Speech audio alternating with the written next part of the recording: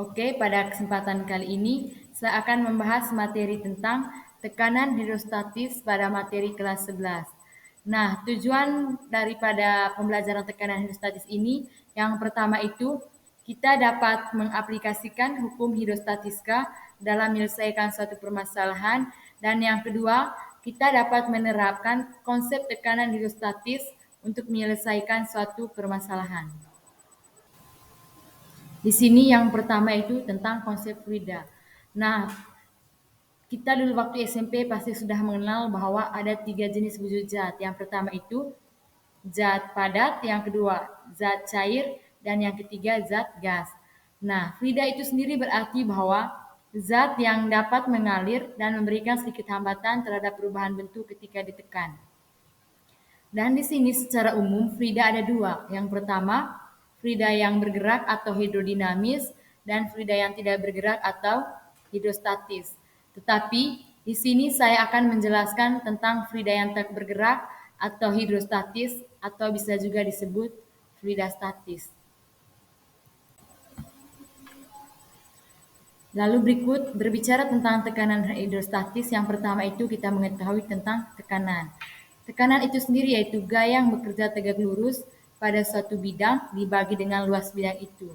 Atau secara matematis, tekanan itu sama dengan P sama dengan F per A, di mana P itu adalah tekanan dengan satuan Pascal atau Newton per meter kuadrat, dan yang kedua itu adalah F, yaitu gaya dengan satuan Newton, dan yang ketiga itu adalah A atau luas bidang atau luas permukaan dengan satuan meter persegi. Baik, kita bisa perhatikan gambar. Dari gambar itu kita bisa melihat bahwa semakin tinggi zat cair dalam wadah, maka semakin berat zat cair itu. Sehingga tekanan yang dikerjakan oleh zat cair pada dasar wadah semakin besar. Atau bisa dikatakan bahwa posisi semakin dalam dari permukaan, maka tekanan yang dirasakan semakin besar.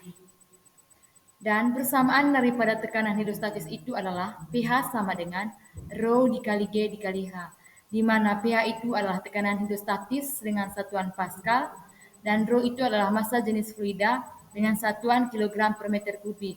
Sedangkan G itu adalah percepatan gravitasi dengan satuan meter per second kuadrat, dan H itu adalah kedalaman dengan satuan meter. Nah, kita juga bisa memperhatikan gambar berikut, di mana tekanan hidrostatis di titik A sama dengan tekanan hidrostatis di titik B. Jadi, semua titik yang terletak pada bidang datar di dalam suatu zat cair itu memiliki tekanan yang sama. Sehingga ini dikenal dengan hukum pokok hidrostatika, dan tekanan ini disebut tekanan hidrostatis.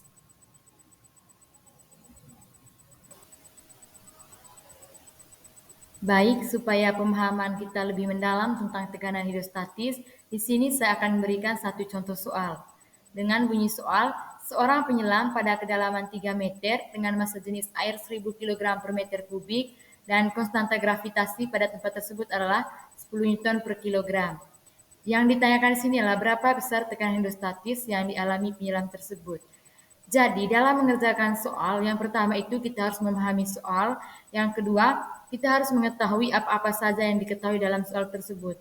Nah, dari soal yang saya buat ini yang diketahuinya itu yang pertama, kedalaman 3 meter, massa jenis airnya 1000 kg per meter kubik, gravitasinya 10 Newton per kilogram. Yang ditanyakan adalah tekanan hidrostatis. Tadi persamaan tekanan hidrostatis yaitu pH sama dengan Rho dikali G dikali H. Nah, di sini Rho-nya adalah 1000 kg per meter kubik, percepatan gravitasinya 10 Newton per kilogram, dan kedalamannya yaitu 3. Jadi 1000 dikali 10 dikali 3 yaitu 30.000 Pascal. Nah, nilai dari 30.000 Pascal ini kita konversikan ke kilopascal menjadi 30 kilopascal.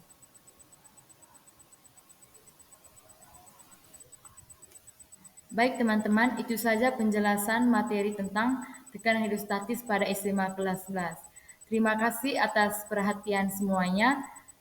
Semoga presentasi yang saya paparkan dapat bermanfaat untuk kita semua. Salam sukses.